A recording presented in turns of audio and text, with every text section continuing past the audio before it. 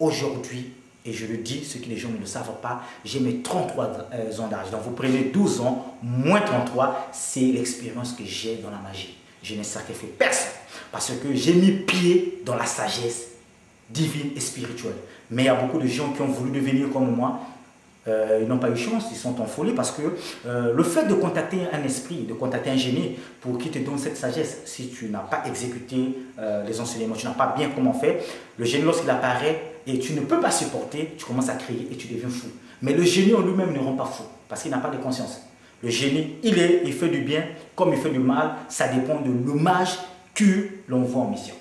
Ça dépend de l'hommage que l'on voit en mission. Alors maître, est-ce qu'on peut en ce moment savoir quelle est votre mission en tant que telle pour ceux qui sont autour de vous ou bien pour ceux qui voudraient vous connaître? Quelle est votre mission? Pourquoi avoir appris tout ça et pourquoi vous voulez mettre ça à la disposition des gens? En fait, au début, j'ai appris les sciences initiatiques, j'ai appris, je suis rentré passer par là, j'étais initié par beaucoup les autres, c'était pour moi-même, c'est-à-dire que pour mon évaluation spirituelle, pour moi-même. Après, je me suis rendu compte que non, j'ai regardé qu'il y a eu beaucoup de gens qui avaient des problèmes. D'où j'ai créé un cabinet. Voilà pourquoi nous sommes sur le cabinet. J'ai commencé à aider les gens au Congo, au Brazzaville, on sait, mais par la demande des clients, je me suis dit non, pourquoi pas enseigner la connaissance que j'ai au lieu de garder comme ça. Voilà pourquoi maintenant je parle de ce que j'ai pu créer, c'est l'ordre initiatique de l'humain de Surya. Et cet ordre-là est classifié sous 12 degrés, donc les 12 rayons que ce soleil, le Surya, émet.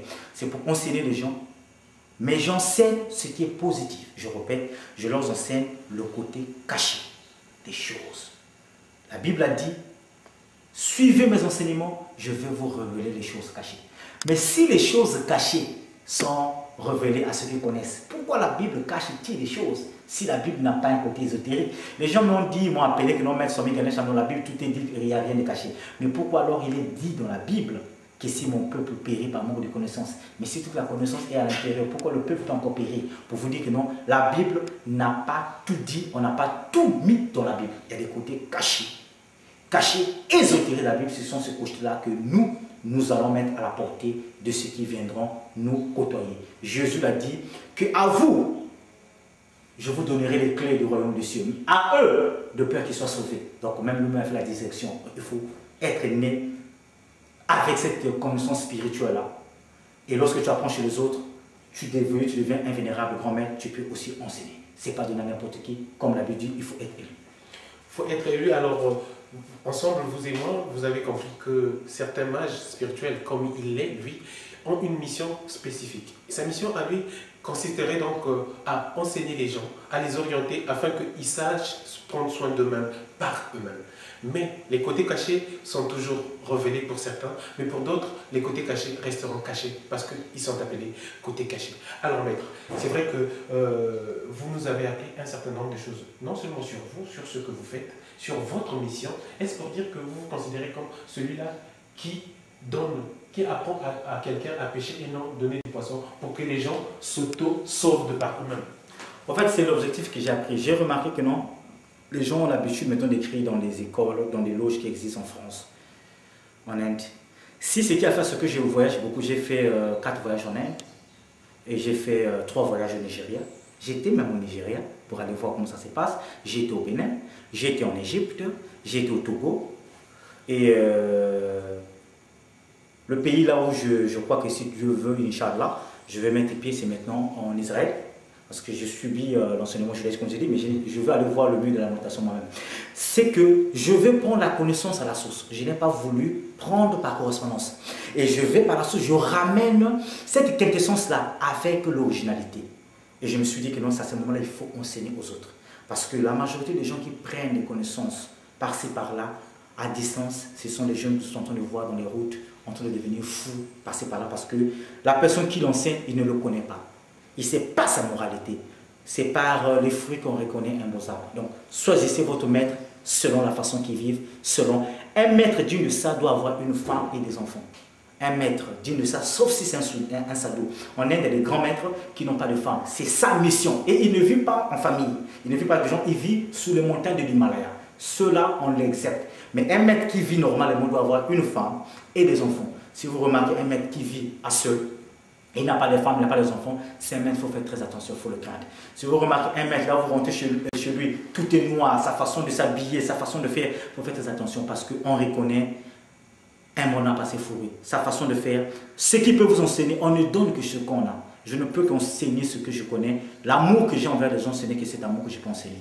Et si je suis un maître qui fait de la magie noire, qui tue des gens, qui fait des pratiques noires, mes initiés aussi, ceux que je vais initier feront pareil.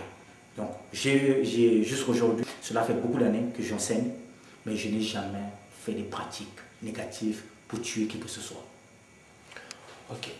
Merci beaucoup, maître. Alors, on va peut-être continuer notre visite. C'est pour découvrir un certain nombre de connaissances toujours. Bien, ici, Monsieur Tête, nous sommes dans mon bureau. C'est ici que je reçois des gens. Donc, lorsque les gens arrivent, la première fois, c'est ici que je les reçois pour discuter, pour savoir s'il faut faire des travaux ou quoi. Parce que ce n'est pas toutes les choses qu'il faut faire des travaux. Il y a des choses que je donne juste des conseils et que la personne peut aller mettre en pratique et puis ça va aller marcher. Les gens croient que non, lorsque la personne arrive, voilà, moi j'ai l'habitude de voir, de faire des rêves bizarres, ou j'ai la malchance de cela. Parfois, ce n'est que la personne avait insulté ou avait offensé son père. Je le conseille d'aller juste voir son père, de demander juste pardon et les choses vont se passer. Donc, je ne suis pas de ceux qui créent une suggestion et qui indexent. Je donne aussi des conseils, je suis un mage et un conseiller spirituel. Un conseiller spirituel. Alors, pour ceux qui recherchent cette connaissance, maître, qu'est-ce que vous pouvez leur dire en dernier ressort avant qu'on se quitte? Ok, donc c'est comme on a dit tantôt que j'ai mis au point l'ordre initiatique de l'Ordre du Surya. Pour ceux qui veulent, qui ont soif de la connaissance, ils peuvent nous contacter. L'ordre de l'initiative de l'Ordre du Surya, je suis le vénérable grand maître fondateur de l'ordre. Est situé à Pointe-Noire, donc le siège est à Pointe-Noire. Nous avons les succursales en France, les succursales à Brazzaville et à Dolisie. D'ici peu, là, on va s'installer au Gabon et à Luanda, donc en Angola, nous appeler. Donc, je demande à ceux qui veulent rentrer en contact avec nous de nous contacter au 00 242 523 93 41. Je répète, 00 242 523 93 41 ou au 669 23 66. 669 23 66. Ils peuvent aller contacter notre site web, donc www.lecabinetdusurya en minuscule, lecabinetdusurya.tk. Ils nous contactent, on va leur envoyer la brochure qu'il faut pour qu'ils soient initiés. Et je répète, je le dis que c'est une loge créée par le vénérable grand maître Swami Ganesh Ananda qui je suis. Il n'y a pas de pratiques négatives, il n'y a pas de pratiques pour devenir riche, parce que là, il faut égorger les têtes des gens, il faut enlever les testicules, il faut prendre les têtes des gens, comme ça se passe là où j'ai mis les pieds. Nous utilisons la magie divine. Voilà, la magie divine. Eh bien, on va se quitter en vous disant, tout dépend d'un choix. Le choix, c'est l'élément primordial. Vous pouvez avoir entre vos mains plusieurs choses, plusieurs éléments. C'est à vous de faire votre choix. C'est comme il venait de dire, avec les ingrédients, on peut faire tout ce qu'il y a de positif, comme tout ce qu'il y a de négatif. Mais étant initié dans la lumière, étant initié dans ce qu'il y a de positif, tout ce qu'il essaie de faire, c'est faire ce qu'il y a de positif. Qu'est-ce qui vous a dit que ce qui ne pouvait pas tuer engraissait? C'est ce que nous avons découvert avec cet ordre-là. Et pour vous, qui voulez avoir plus d'informations, il y a le numéro de téléphone affiché sur le bas de votre écran. Le site web aussi, il est là. Et quitte à vous de faire un tour et de découvrir. On se retrouve très prochainement, sans doute. Au revoir.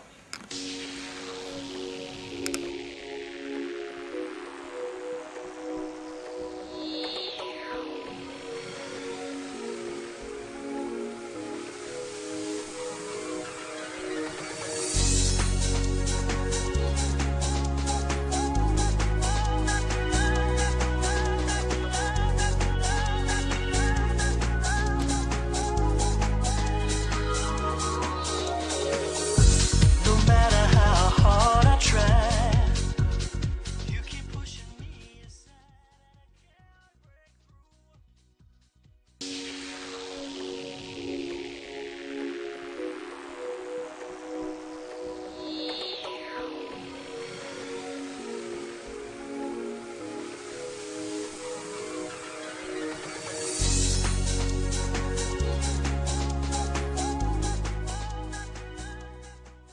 La nature humaine se cherche.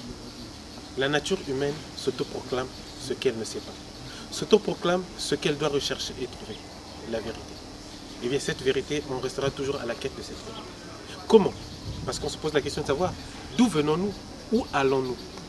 Mais au contour de cette question, c'est de comprendre l'idée de la mort. Et bien cette idée de la mort, en fleurant l'esprit des gens, nous pousse à chercher, à comprendre qu'est-ce que la mort, qu'est-ce qu'on devient après la mort, ou où allons-nous lorsque nous mourrons. Cette question qui se pose à tout le monde a fait de telle sorte que les gens se cherchent continuellement et s'auto-recherchent.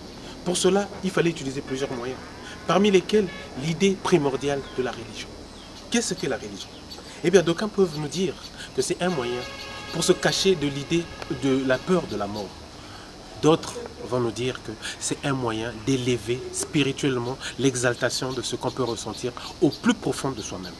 Alors, de par là, nous allons constater que plusieurs maîtres et grands maîtres sont passés pour nous parler de l'idée mère de la construction de la nature ou du cosmos, en passant bien sûr par l'un des grands maîtres, Jésus-Christ.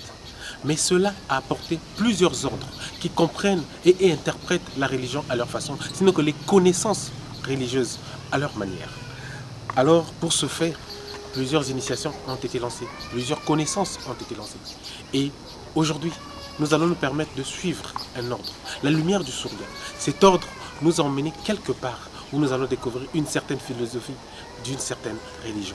Et c'est ensemble que nous allons découvrir pour que nous puissions comprendre quelle est l'idée mère d'une certaine philosophie religieuse. Avec moi, vous me suivez.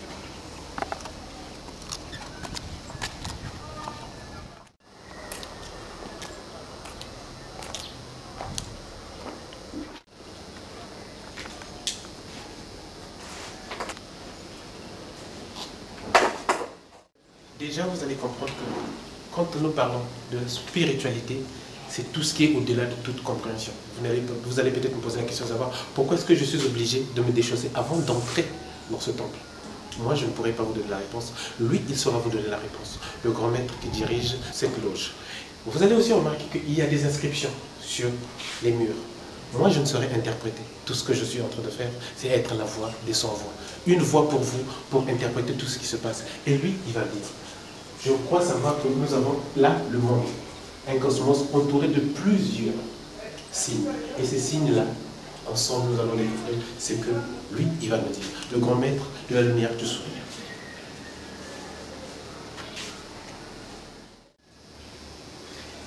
Eh bien, l'interprétation va être faite par lui-même, le grand maître de cette loge, que nous venons découvrir ensemble. Je ne peux qu'interpréter pour vous, mais je ne peux pas interpréter le langage des signes et de tout ce qu'on peut trouver là. Maître, bonjour. Bonjour, monsieur Teka. Déjà, pour le commun de mortel, ça serait un peu difficile de comprendre le fait que moi, je viens envers vous et je suis obligé de me déchausser avant d'entrer dans le temple. Qu'est-ce qui peut faire que je me déchausse avant? Ok, selon la tradition, vous savez que moi je respecte la tradition. Selon la tradition, on ne peut pas rentrer dans un temple sacré avec des chaussures. D'abord, il est dit dans la Bible, Dieu a dit à Moïse que non, pour que tu mettes tes pieds là où nous sommes, là où dans le mont Sinaï, Dieu lui avait autorisé d'enlever ses chaussures parce que là où c'est saint, sacré, on ne peut pas rentrer avec les chaussures. Parce que les chaussures, selon la tradition, lorsqu'une personne se promène avec les chaussures, il prend tout avec lui. La saleté, la malchance, tout. Donc dès qu'ils arrivent quelque part, il est obligé de déchausser pour qu'il rentre sans le fait d'avoir l'idée de se déchausser. Ça prouve aussi, il met toutes ses impuretés, toute sa malchance, tout ce qu'il faut à l'entrée, avant d'entrer dans un temple comme celui de la Mora. Voilà, c'est le premier constat que j'ai eu à faire. Et aussi, j'ai dit pour les autres que avant d'entrer, nous avons remarqué qu'il y a tous les signes qu'il faut, que je ne peux pas interpréter. C'est sûr que vous allez nous recevoir, c'est sûr que vous allez faire découvrir à ceux qui vous connaissent, à ceux qui veulent vous connaître, ce que vous êtes, qui vous êtes. Mais pouvons-nous commencer par l'interprétation de ces nombreux signes que je vois là? Ok, je vais d'abord commencer par me présenter. Donc, je suis maître Swami Ganesh Ananda, vénérable grand maître et fondateur de l'ordre initiatique de la lumière du Surya.